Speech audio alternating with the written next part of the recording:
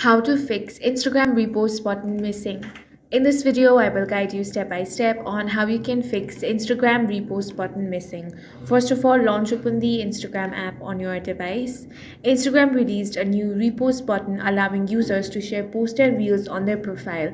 The repost button appears next to like and comment section.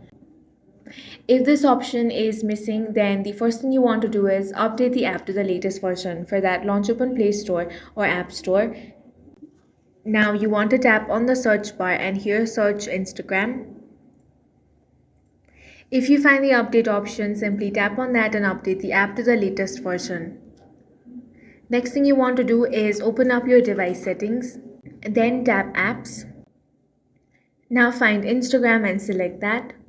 Then tap on storage. Now tap on clear cache. After doing that, launch open Instagram and check if that option is available over here. If it is still not available, then remember that posts from private profiles cannot be reposted. The account must be set to public for reposting to work.